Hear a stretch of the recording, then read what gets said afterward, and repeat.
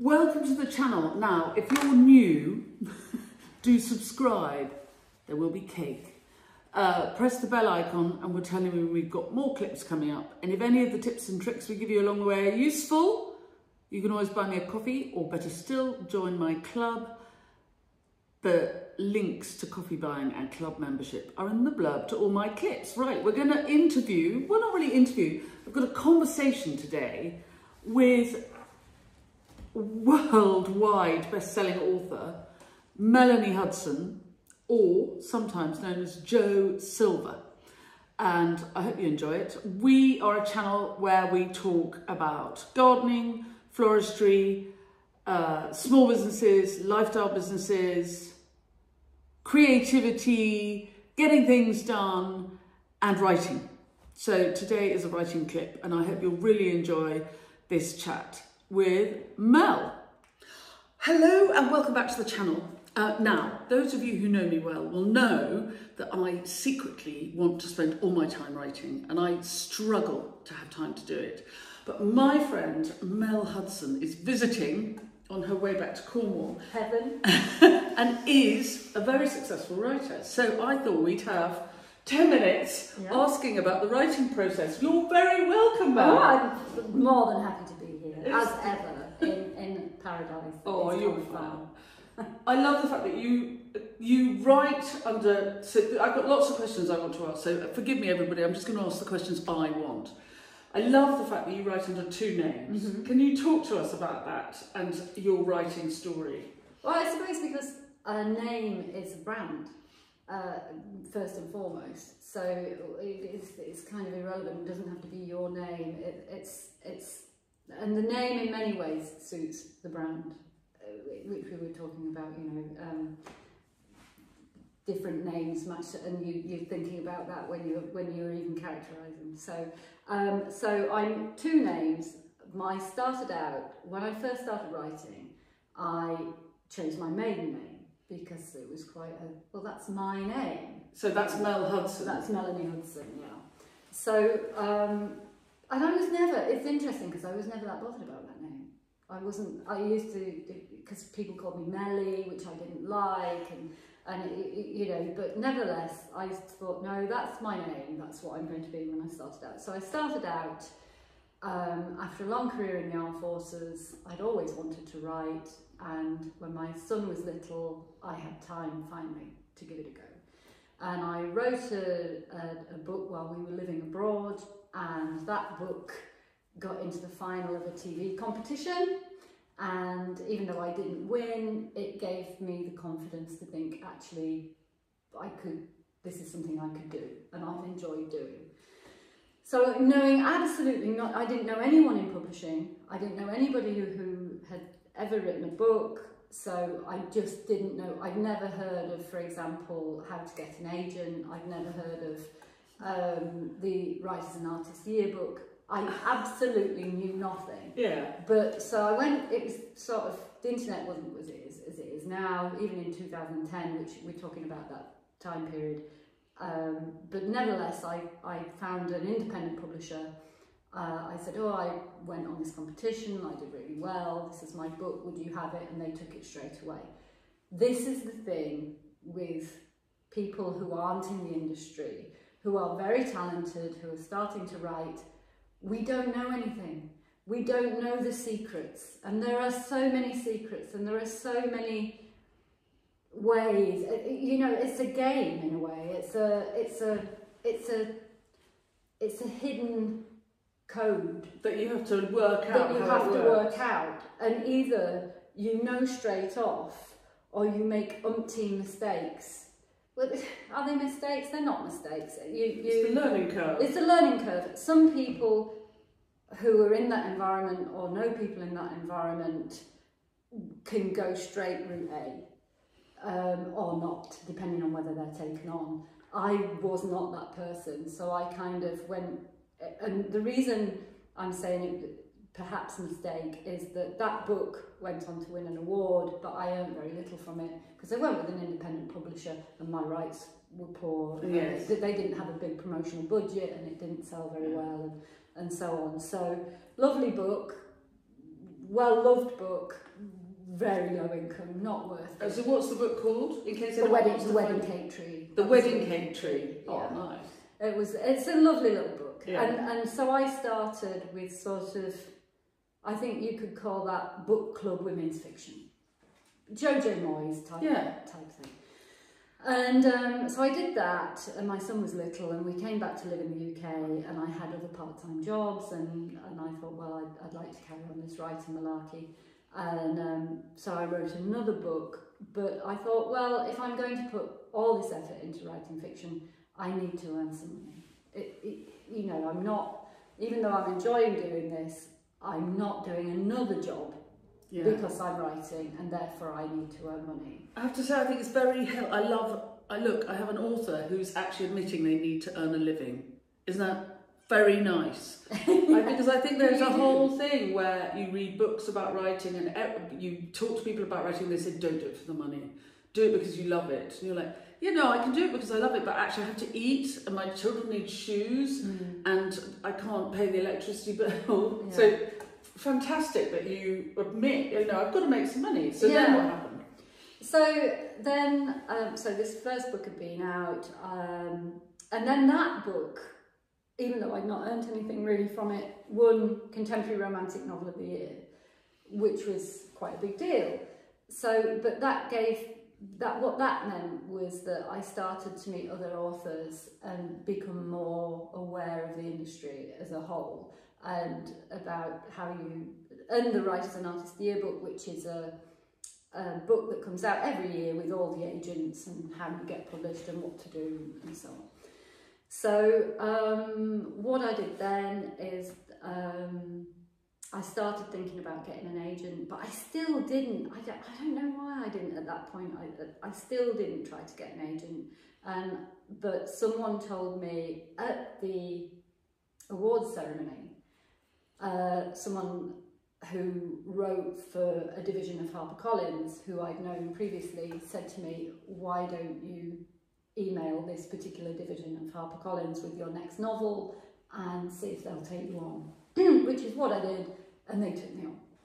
But bear in mind, the hard work, possibly if I'd sent that first book in, it might not even have been read. Yeah. They're getting so many applications. There is no doubt in my mind that there are hundreds of thousands of brilliant books out there that just have never seen the light of day because editors and agents are so inundated, and they have their own agenda. Do you think it was you wrote, and do you think your cover letter was, you know, dear division of HarperCollins, this is a very straightforward, swift cover letter which tells you exactly what I want, who I am, and what my book is about? Do you think that's what got you through? I still wasn't savvy then. No, what got me through was that my editor had seen me accept my award.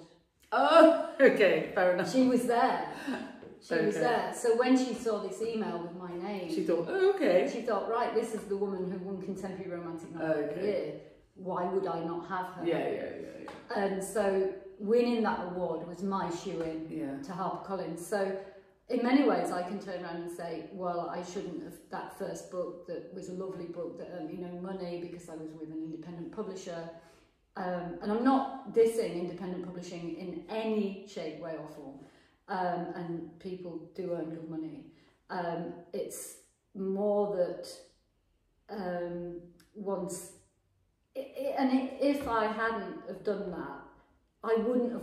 I couldn't have applied for an award because I wouldn't have been published.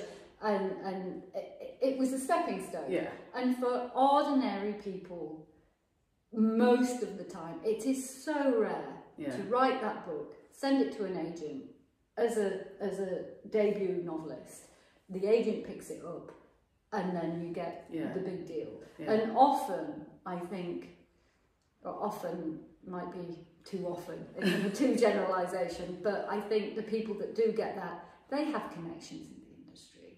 I'm certain of it. You know, that there's something going on. Yeah. It's so rare for just box standard you or I for that to happen. I have to say though, you know, this is, I think what happens, and I think this is why we should all be encouraged, you guys and me, is that actually what you did was you had your eyes peeled for opportunities and you didn't miss them. Yeah. You were on the, I think, I love the phrase being on the qui-vive. Who lives? I'm being on the who lives for that, for I can't miss this. This is my opportunity. I'll put my book in for the competition. Why wouldn't I? Let's have a go. Oh, there's a prize giving. Okay, I'll go. I'm not going to not go. I will turn up and, you know, walk around and go, hello, my name's Mel Hudson. Yeah. And I hate that kind of thing. Yeah. I really find I'm extremely uncomfortable in that kind of environment, but you just do it. Yeah, it's part of the job. It's part of the job, and I think that's the key thing, to see it as a job. Yes. You know, and also staying power. Yes. You get up, you write that book, you write your words, you know what you've done, your plotting, you've done your planning, and you stick to it, whatever. So that, can we talk about your quickly, you are Melanie Hudson is your historical fiction. Yes. But you have another brand name. Well, historical and contemporary women's. Okay. I did start off. Yes. I kind of ended up in the historical by accident, and people in America that are watching this are more likely to know the historical stuff. Yeah, Barnes and Noble. Because you have, I mean, you very hard. You have pushed out some books. I mean, you're not just sitting around doing nothing. No. But then you've got this other brand, and it's Jo Silver. Yes. Who has these gorgeous crime novels based in Cornwall, where you've been living for the last 6 or 7 years. Yeah, they're comedy, and that was having written off the bat 3 World War II books, and also being a war veteran myself, I needed to not write another war book because the research can be harrowing, you know. It was just pure fun. To write those books. And they've done fantastically well. Well, they've done okay. They've done okay. They could have done better, but and again, this is if you're writing commercial fiction, what you're thinking about in terms of, and I'm going to be really blatant now in terms of making money, is that you're thinking of global. Yes. That's where the money is, globally. So you're wanting to be in the Kindle top 10 in America, you want in Canada, you want in Australia, New Zealand, you know, Britain. It's a small market. So it's just that, that's not where your eye is. So, I mean, it's lovely and it would be good. That's amazing. Because I think you're writing stories, you've built this family who live in Cornwall, and you've built this whole thing around this Cornish family. And I think, that's fantastic, you know, how brilliant. Everybody in England would love to read these, whether they're holiday reading or escaping to some sunshine in the winter or whatever. But of course, but the Cornish connection is also very strong worldwide, isn't it? It is strong worldwide. However, with I've got 3 off the back.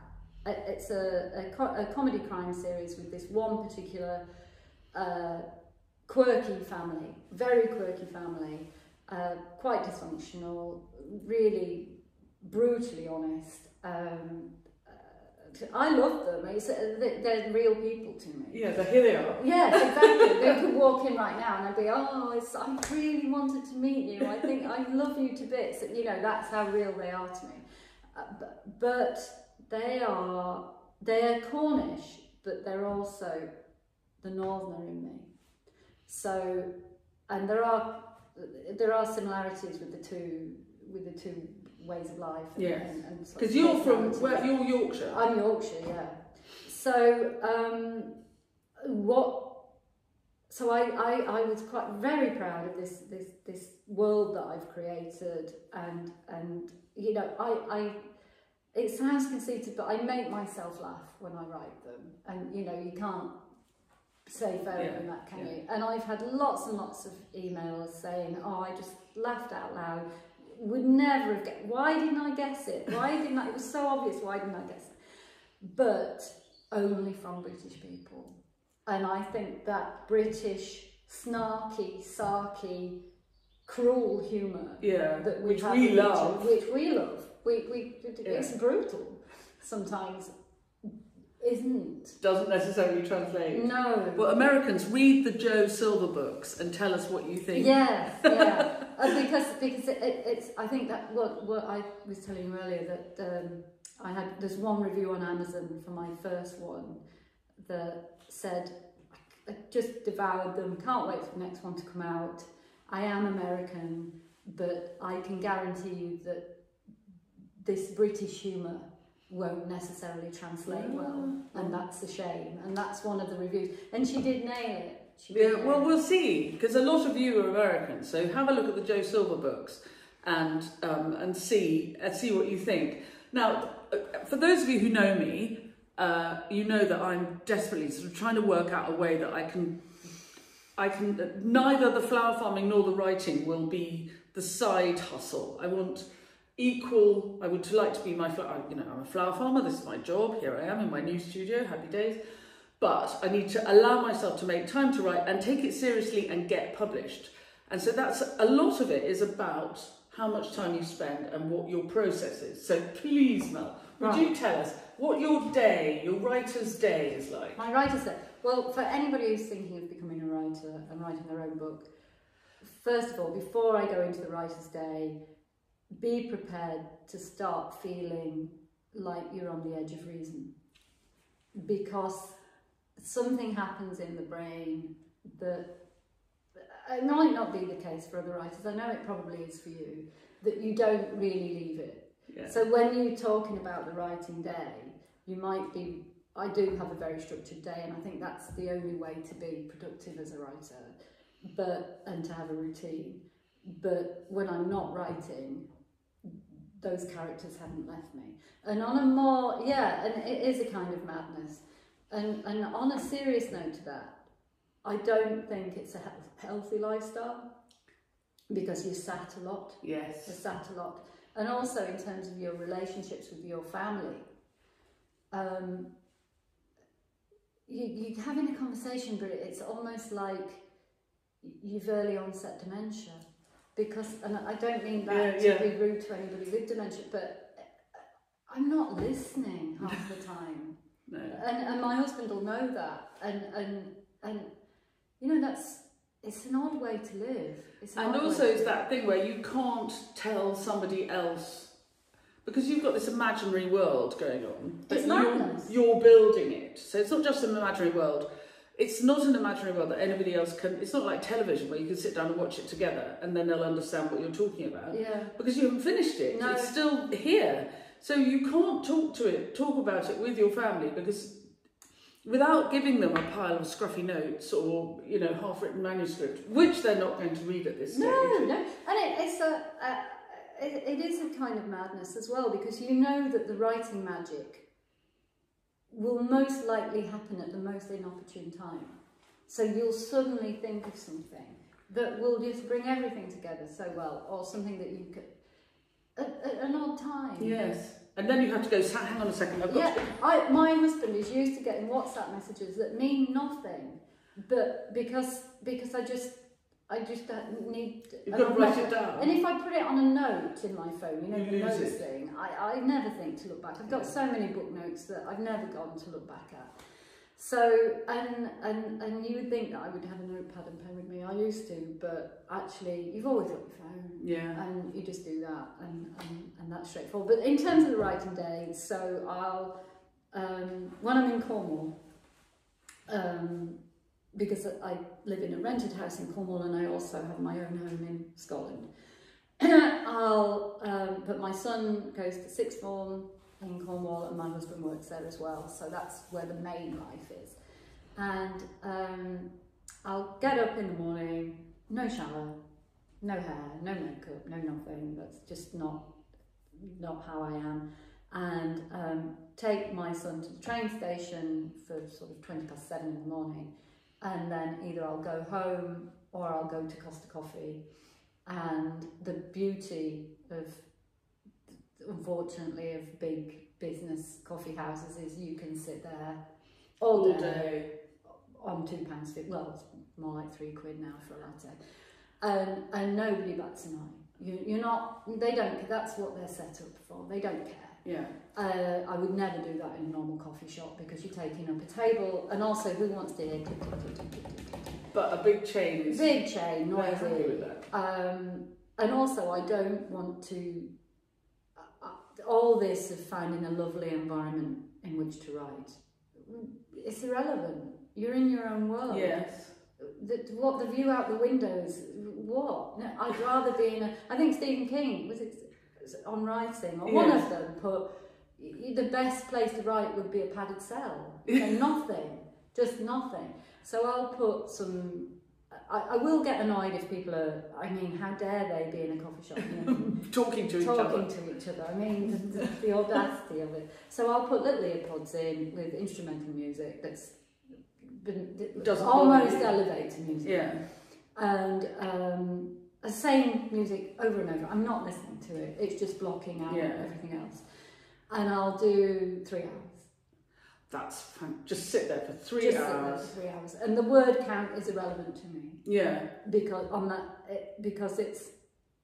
it might be on some days I might get 1,500 words down in those 3 hours. But it might be that I get 200 because I've been looking back at notes, just thinking, and just plotting it out and so on. But that's still... Word count isn't the only way. So but the point is that you sit down and for 3 hours you're doing that for 3 hours. I'm doing it. And then I'll go for a good walk or with the dog, do chores in the house, that kind of thing. But it's still there. It's not gone. No. Not in the same intensity. And the other thing with writing, for me, is that when you're writing that, the first draft is agony. Agony. There's nothing worse than a blank page. It's horrible. and so I just feel guilty when I'm not writing. It's a dreadful. Yes, but you've got a good northern work ethic. Yeah. And I'm, Border Scots equally. Unless I've done a bit of work in a day, I don't feel as though I've earned my dinner. Well, I think this is why I've got a border collie. They say your dog is... you look like your dog or you work like your dog. And, border collies want to be working all the time. And, it's like... I've just never been able to sit around. No. Ever. And so is that 3 hours? You do 3 hours, then you go out and you walk the dog? And then I walk the dog, try and do some exercise. And then do you do another session, or is that done? Most of the time I'll do another session. So, but based around home life. Yeah. So I'll pick my son up from school, there'll be dinner, but if my husband's got a part-time job, so he'll, if he's at home, he'll do all that. Yes. And I nearly said for me. Did you see that? Yeah. And I stopped myself. But anyway, it's out there now. And he's not that kind of man at all. But anyway, he does all. And in fact, I would say that on the whole, he has taken on a massive part of domestic life. A bit like Fabrizio. Yeah. because my brain's not there. Yeah. My brain's not there. And no offence to my husband, but when I finished that first draft, the relief of just having and it's only the bones, it's not the blood. Yeah. It's really just you starting to tell yourself the story for the first time. But it's such a relief. I've now got feel like the cloud is off. Oh, massive. Yeah. I've now got something that I can work from. Yes. And but during that first draft, I would say that he does the lion's share. And then when the book is, but it's like having a never-ending essay crisis during your A-levels, you know what I mean, or your degree, getting your dissertation done for your life. Yes. Because one ends, and because I'm not, a super rich author and a super... You don't then take 6 months off. I can't just go, well, darling. Let's go to Bahamas.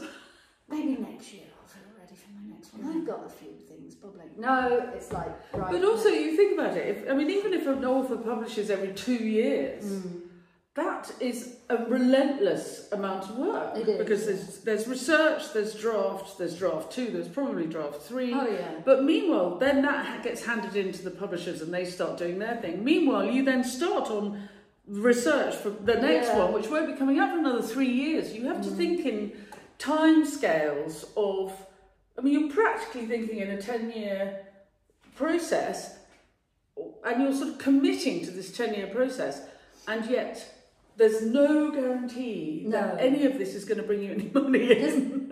Put the house on red, go with it, you know. Just go for it. It's really not so dissimilar. It is. You're taking a punt. It's a kind of madness. But you're taking, exactly, it is a bizarre thing.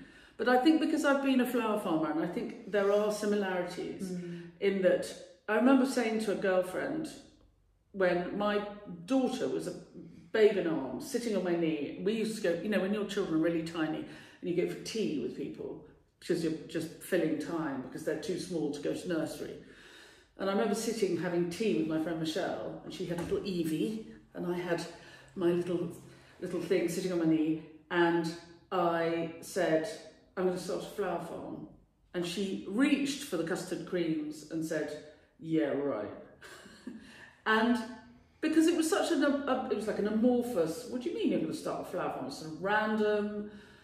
How do you make a living with a flower farm? What are you going to grow? And you plant a tree and you may not sell any of the arms off it for 3 years. So you're kind of constantly massively investing in the future and hoping for the best. That really, the self-belief is incredibly strong. And you must have that. Yeah. And then I love what you've done, and I'm suggesting that Mel has a YouTube channel, so watch this space. And I think, because you've got a great relationship with your local independent bookshops. Yes. And so I was saying that I think Mel should have a YouTube channel where she goes and runs it from the bookshop. You could have, you know, like once every week or 2 weeks. You do it so naturally. You're just like made for television. Yeah, but you've done no umming and ahhing. You've spoken in full, complete sentences. Wouldn't you agree? It's interesting, isn't it? We're all talking all the time about, basically, for all of us, I think what we're always talking about is, are you confident enough to take, you know, we're all intelligent, we're all able, and we can all, if we apply ourselves, I'm not saying I would be Lang Lang if I learned the piano, but nevertheless, we could all learn the piano, we could all tell stories. I think we all have stories in our heads, yes. All of us. Everybody could run their own business if they wanted to. Everybody could be self-employed. We can all do all of these things. And all we have to do is dare. We have to dare it. You have to want it. And take it seriously. Take it seriously and put the work in. Yeah, behave as though you are employed.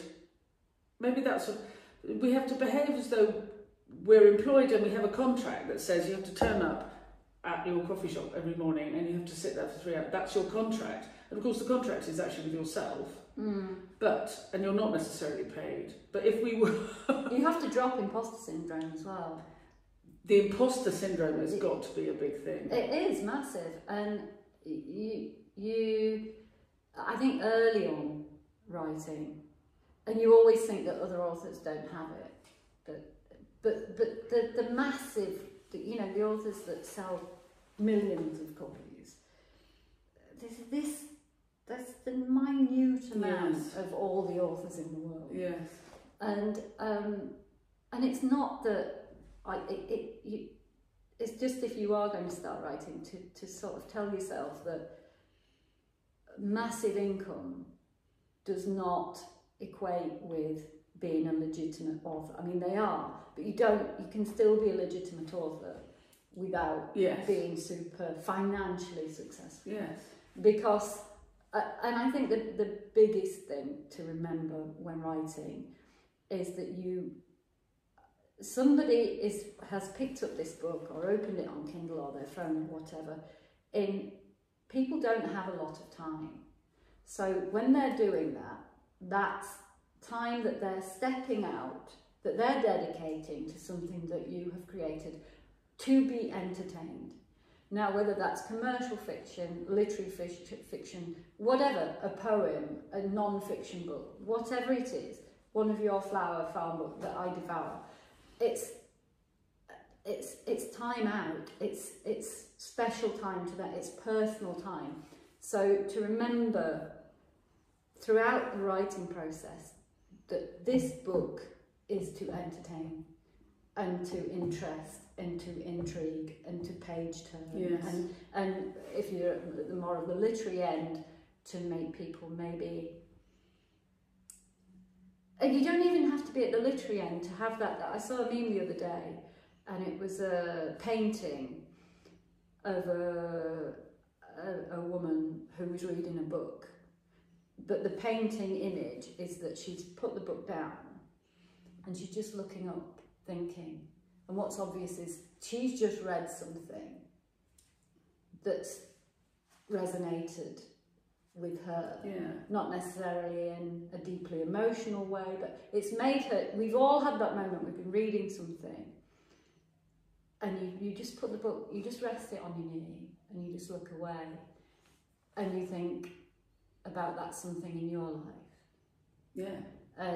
And either that will bring a tear to your eye, or you'll just have a... It's that connection. It's an absolute connection. So whether it's a comedy, cozy crime book, and so when you're writing the dialogue or whatever person you're writing in, and it's to remember to, and it's hard work. It doesn't just happen. You are thinking about these things while you're writing. How am I connecting with this reader? Yes. What can I write without it being about me? Because it's not about me. Nevertheless, all my 53 years of experiences are coming out here. Yeah. But it's still not about me. To make that, to encourage that person to have that moment where they put their book down and they have a moment. And they have a think. They have a think. And then they pick it up and they go, and it's still a page turner. Yeah.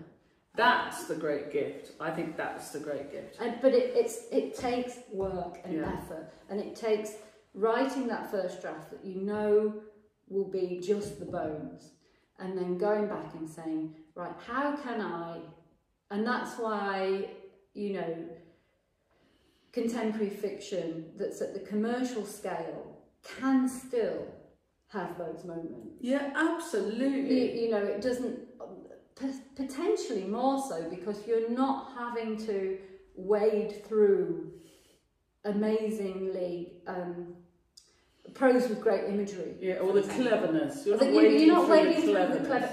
Don't get me wrong, there's occasions with certain authors, I love wading through cleverness. But sometimes it's, there's too much cleverness here, can you just tell me the story? You just stop with it, because, and also, note this, right, so lots of successful, more literary end, I set you a challenge to pick up a book, a literary book, a modern one, not like the old greats, you know, and read the first 2 chapters, and you will be amazed. You'll think, God, how did she think of that metaphor? It's just, she's nailed that so beautifully, or he. It's just fantastic.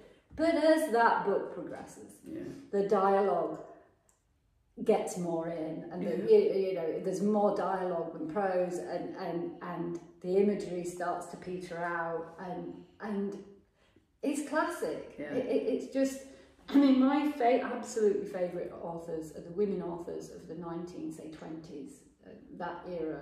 You know, I was saying to you yesterday, you cannot beat Elizabeth von Arnim. Oh, those The Enchanted wonderful, April. but I mean, just, we're all not all of us, but a lot of these people watching. Oh, if you've never read The Enchanted April, Elizabeth von Arnim, buy it now. In hardback, the most expensive copy you can buy, with a lovely Liberty print, because I can guarantee you will keep that book. I'll put that in the notes, The Enchanted April by Elizabeth Arnim, but I will remember, look, I've got a piece of paper, and somewhere is my new studio, I have a piece of paper and a pencil. But I'll remember to put that in the notes, because you're right, it's a real... And her writing, I mean, there are other books. I mean, it's like Cold Comfort Farm. So, you know, it's just, And I love that she takes the mickey, Stella Gibbons. It's so Yeah. good. But do you know, she was... What disappointed me was when I looked into Stella Gibbons later, she referred to it as that bloody book. Yeah. Because she wanted to be seen more literary, and her other work. But actually, you know, who doesn't know that phrase? There's something nasty in the woodshed. In the woodshed. It's perfect. Yeah. And she used to purposefully take the mickey out of sort of the D.H. Lawrences at the time by putting her literary in asterisks. Yeah. She on purpose to take the mickey in even back then. Yeah. Yeah. So I just love that kind of thing. But there's so many. They're the only books I keep. Are they? Yeah. You don't have a bookshelf of that era of women, or even before. Did you read all the Molly Keanes? No. Oh, very highly recommend the Molly Keanes. Right, I'll have to go. They're Ireland, kind of between the wars, very good. Right, I need completely. to go. I mean, kind of mad hunting dogs and people inadvertently getting shot and stuff. But so I highly recommend the Molly Keane books, and in this vein, of course, you would remember I Capture the Castle. Oh, I Capture the Castle. Dodie Smiths. Yeah, brilliant. I'm going to put all of these in the notes, and I think it'd be fun for people to have a look. Mel, look. So Mel was really concerned that we wouldn't have enough to say and wouldn't have an opinion, but 35 minutes of very smooth talking. I think the idea for this writer's life vlog over on the tube. Yes, but I'm talking to you, darling. Darling.